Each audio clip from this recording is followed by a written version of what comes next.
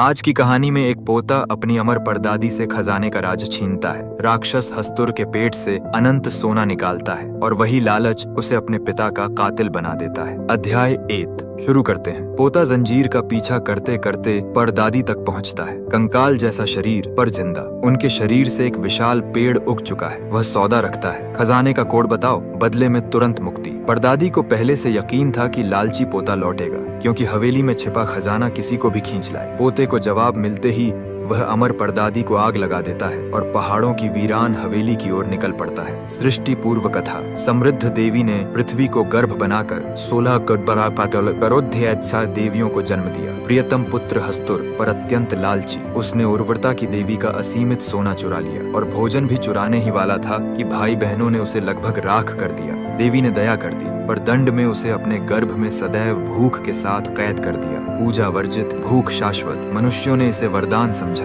अनंत सोने की खोज में हस्तुर पूजन फिर शुरू किया। अपनी सदी की शुरुआत तक रहस्य दफन। एक वृद्ध मुखिया ने जीवन भर हवेली में सोना खोजा, नाकाम। उसके नाजायज बच्चों और एक अनदेखी बंदी बुढ़िया तक रोज भोजन पहुंचता है। एक दिन माँ देर हो जाती है। दोनों बेटे, बड़ा सोम, छोटा, डरते हिचकिचाते खाने की थाली अंदर पहुंचाने जाते हैं। अंदर से धीमी गुर्राहट, जंजीरबद्ध, इंसानी न लगने वाला पैर और टखने में भारी जंजीर। माँ पहुंचकर खाना देती है और बुढ़िया के बड़े पैर के अंगूठे काट चुकी होने की बात खुलती है। नियंत्रण खोए तो किसी को चोट ना लगे। कुछ दिनों बाद गांव का मुखिया मरता है। माँ और बच्चे हाशिए पर। माँ भागने का सोचती है, पर बड़ा बेटा खजाने में अटका है। एक रात माँ छोटे को अस्पताल ले जाती है। सोम अकेला घर लौटता है, दरार से झांकता है। लालच हावी होता है और दरवाजा खोल देता है। अंदर उनके परदादा कैद है। चेहरे पर मोटी स्टील की कीलें, रक्त भयावह रूप। वह रोशनी से घबराते हैं, पर सोम के लालच को भांपकर खजाने का सुराग थमा देते हैं। छोटा भाई रास्ते में गिरकर सिर फोड़ बैठता है। माँ रातों रात अस्पताल जाती है, पर वह रास्ते में ही दम तोड़ देता है। माँ शव का दाह संस्कार करती है और लौट आती है। टूट चुकी माँ बेटे के लालच पर आखिरी सोने का सिक्का देती है कि चुपचाप चले जाओ, पर सोम का लालच थमता नहीं। सालों बाद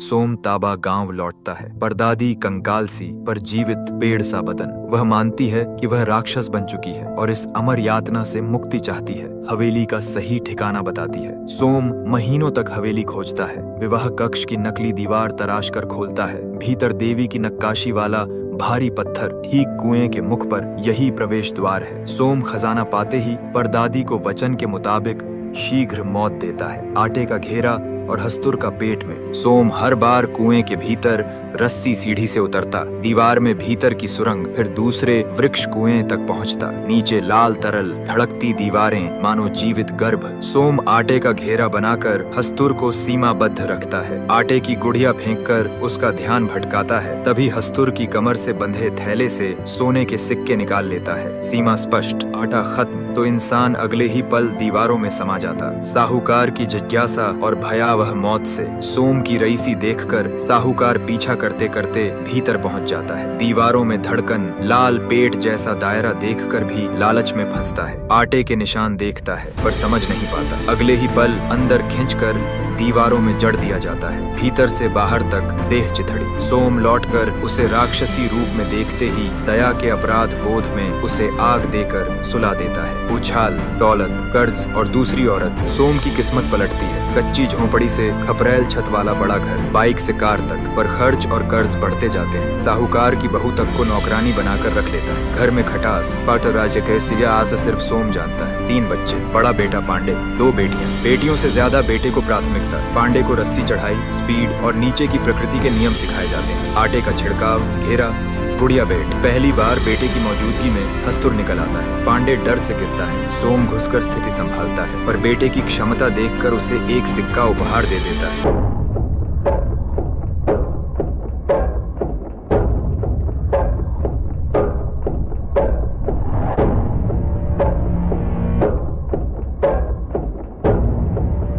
पांडे सौतेली माँ को सिक्का देता है। बातचीत में विचार आता है, सीधे हस्तुर की कमर से बंधा थैला ही चुरा लिया जाए। बार बार जोखिम क्यों? सोम पहले झिझकता है, फिर बड़े पैमाने पर ऑपरेशन प्लान करता है। ज्यादा आटा, ज्यादा गुड़िया, दोनों कुओं के चारों ओर सेफ्टी लेयर ऑपरेशन शुरू। पहली बार 2 आटे के आदमी बाहर आते ही एक के आकर्षण से दूसरा हस्तुर अलग होकर प्रकट। पलक झपकते दर्जनों हस्तुर घेरे के बाहर से धावा बोलते हैं।